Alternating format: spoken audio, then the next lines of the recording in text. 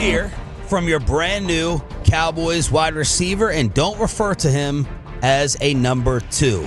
I was very interested to hear tone. I was texting with Bobby and Slater yesterday during this or after this, actually. What's the tone like from George Pickens? Is there any regret over the antics in Pittsburgh? Because I'm used to hearing answers like this when after the Steelers season ends, he's asked if he's encouraged about the future of the Pittsburgh offense. Have you seen signs of growth, and how much more does this team still need to grow offensively? Yeah, I've seen signs of growth for sure. From past, the first year I've been here, just way more growth for sure. George, does that make you optimistic going forward? Nah. Does that make you optimistic going forward? So great. Nah. Bobby, what were some of your takeaways? I thought he was trying to color inside the lines yesterday, is what that sounded like. On good behavior? Yeah, and not that I don't think it's something where it's like, ooh, actively I gotta conceal who I am, or I gotta tamp this down or anything else. I think it's more just you left Pittsburgh with a certain impression, and you don't want anybody to have that impression of you now. And so I think he just was very measured and brief in a lot of his answers, because I think he's like, you know what? Over a phone, I think he was just like, we're going to do this conference call, and I'll wait till I get kind of face-to-face with people before I really start diving into some of this. Here's George Pickens on his immediate reaction to the trade. It was kind of like my old draft reaction, honestly. Just I kind of found out when everyone else found out, to be honest. And then how do you feel about being a Dallas Cowboy? I feel great. I like the mojo here. I like the swag. Everybody, it's a lot of new players that I've been meeting all around the long way. So I feel like they got a great thing going for sure. How about the excitement to play with a better and brand new quarterback than what you had under Mike Tomlin? Yeah, that was one of the first guys that I definitely contacted with was Dak. He just watching his game over the years, he's a very prolific QB and smart QB at that. So I'm just glad to be working with him. Like I said, I'm grateful to be here, and I'm grateful to play with Dak. As far as like roles and stuff like that, I'm just here to work. Whatever role finds me best is where I'm gonna find myself. So it's got to be interesting going from Pittsburgh to Dallas. There could not be two more. Maybe Green Bay. McCarthy. Yeah. Imagine Pittsburgh to Green Bay to Dallas. Yeah. Like the polar opposite of the Steelers and the Cowboys, even though they are two of the more legendary franchises, they're completely different in every way. Pittsburgh, the least the perception of Pittsburgh is, you're not in the limelight, even though you are, but you're not, right? It's a steel worker, blue collar type, and then here it's glitz and glamour and oil money and big hair, all the things, right? All the stereotypes that the networks love to do, right? Yeah. When they come here, and the Cowboys are the front and center organization in sports, at least in American sports, and they're on TV every week, and at the 3:00 game every single week, and they're going to be on all the shows. So you go from a legendary team in relative anonymity to the big stage. It's like it's got to be fun for players who may want that. Yeah. But obviously there's probably a subset of players that want no part of this. They'd rather be in Pittsburgh. Maybe coaches too, like McCarthy. That's why some are excited. Like Chef Eric left me a voice memo yesterday, a.k.a. Nico Harrison. And the amount of voicemails that people are leaving me. Voicemail or voice memo? I got a voice text message. Oh, those are great. Those are great? Yes, it's so much easier. What's the difference? I click voicemail and hit play versus text message and play. I'm saying it's easier than a text message. Oh, okay. Is what I'm saying. Leaving the voice. Yeah. The Sandler leaves some long ones. I mean, they're really, really in depth. But Eric, I think Michael Irvin would feel the same way. He's like, what's the complaint? This team needs a dog. If he asked that, that's what a lot of people missed about Dez. Yeah. So is George Pickens born for the spotlight? He would probably say so. So he would feed off of everything you just described with the attention and the stage. And that's why Jerry Jones is like, I like practicing in front of people. I like having this stage. I like having Hard Knocks. I like having the cameras. There's a segment of Cowboy Tolos who are like, no, you just got a much-needed dog who who's going to get in people's faces because it has not been enough around here. Yeah, he wants the spotlight. He does. And not everybody does. Not even at that position. Not everybody wants it. We've seen how Jalen Tolbert had some struggles. Michael Gallup had a lot of struggles with that. Sammy Watkins, I don't know, a decade ago, whenever that was, when he was a free agent, he was really close to signing here. He ultimately decided not to, and he was telling people in a circle it was because he did not think he was going to be able to handle the Dallas limelight.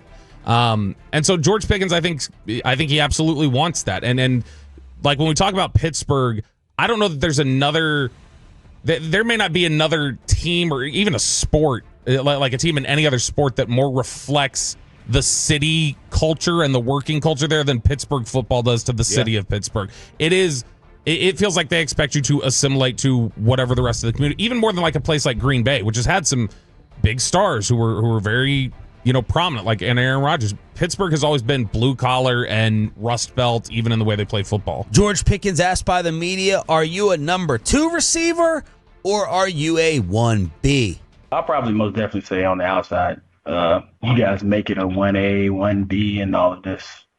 Honestly, that's the first time I've heard any of that stuff. I feel like 2 receivers are kind of normal. When I used to watch football, there was always a good receiver, and then there was always another good receiver on the side of him. So I just feel like we're going to work off each other very well. This has turned into kind of a social media debate. You and Choppy had it on day one when the news broke over whether he's a 1, a 1B, or a number 2. And there's George being like, I haven't really heard of this number 2 wide receiver until you guys have asked him. Like, what? You haven't heard of the number 2 wideout? Okay. Yeah, I mean, he wants the limelight, but he clearly, I guess, doesn't pay attention to a lot of media narratives. I guess he's kind of closed off from that. But no, he's I think that's more just, he's of course heard it. He's more just trying to say he's not going to bring it. He is an alpha. Like, he's got the alpha mentality. He sounds intelligent. He is. He's somebody who, like, the testimony you heard from people after the trade when I was talking to people around the league about him was that he's generally pretty well liked by teammates. Teammates generally like him. Coaches don't. And that's more the issue, is that he's got issues more with his superiors, and they have some issues with, but generally teammates find him to be a good guy. Chuck Cooperstein tweeted, this is Kyrie. Yeah. This is Kyrie coming here all over again. Coaches, management, front offices, pre-Mavs, giving you heartburn. But as you see with Kyrie on the floor, every other player in the league seems to love him. They always wanted to play with him. They wanted him on their team, and maybe that is the same situation here with Pickens. But at the end of the day, going back to the 1 or the 1, the 2, he's saying the right things. Right now, he knows the difference in right. He knows that whole thing. That's just him not wanting to speak out of turn. I don't think yet. I'll tell you, the evidence that he thinks Dallas is more beneficial to him, or that he's happier to be here, is just in the fact that when you talk to people after the trade happened, everybody around the league was expecting George Pickens was going to hold out in Pittsburgh. He was not going to show up. He was not going to do it. As soon as the Dallas trade went through, he was perfectly fine just showing up and playing on the expiring deal. What about the drama, George? What about all the problems? Quote, this game is just as much a business as it is football. It's kind of like out of my control. I'm glad to be here in Dallas and able to continue the winning culture that they have. Apparently, that was the buzz phrase that was used yesterday as Nick Harris brought out a culture counter. And I think Nick said we got up to about double digits in terms of culture references from George Pickens. He paid more than $200,000 in fines from the NFL and the Steelers last year combined. $200K. Bengals in week 13, he was flagged twice for unsportsmanlike conduct after making big catches. After making the big catches. He was involved a week earlier in a scuffle with Greg Newsome off the Browns. Then, prior to the Christmas Day game against Kansas City, arrived at the stadium less than 90 minutes prior to kickoff. 2023, Thursday night game against the Titans. He was a multiple day talking point for the Steeler game. Removed all references to the team from his Instagram page, and Tomlin called the situation a pebble in my shoe. And then after the Ravens playoff loss, you heard the offensive optimism response. No, I can't change anyone's opinion. Me personally, I just continue to grow. Everyone in the world has to grow as you get older and older. There is zero question from talking to everybody who's dealt with George Pickens that the first few years in the league, he's had maturity issues. That's 100% a problem. But it is one of those things, I think, where the Cowboys look at it and they go, it's a maturity problem. It's not like a character problem necessarily. It's not, this is just the core of who he is and he's never going to grow out of it. I think they view it as it's a young player who's going to learn how to be a pro. It's kind of like a certain basketball player who is a young player and is going to learn how to, have proper nutrition and maybe exercise in the offseason and just, not the same player at 29 as he is at 25. That's Wemby got to do with this. Pretty sure we had a guy around here like that. Nick actually said winning culture was mentioned 6 times in 12 minutes. Choppy asked the question, is this more about desperation or elevation? Desperation or elevation, quite simple. Were they desperate to make this move? Yes, they were. They factually, this was both, right? Yeah, both. Teams don't trade picks for players at positions they don't need help in. Right? If you don't need help at a position, you're probably not going to trade a third rounder for him. So obviously it was still the biggest need on the team. Other teams needed wide receiver help too. Buffalo was looking for it. We played the audio when you were out, Sean. The Bills GM going at it with a radio show. Yeah, Brandon Bean. Saying, you guys are complaining about the receivers. You guys have been complaining for years. Yada, yada, yada. They were looking. We've seen other teams have been looking for wide receiver help, but there's no doubt this elevates them. They're a better team today than they were this time last week. They've got another option. They've got better offense. Obviously, when you factor in the draft, this absolutely does both. It elevates them, but yeah, make no mistake about it. I think this was a move of desperation, too. Yeah, but I mean, just like it was when they traded for Amari Cooper, and people felt like they overpaid at the time then. But they needed to do something. They had to do something with their wide receiver core, and it ended out being really productive for them. And I think Pickens, they believe, can similarly be that type of move for them.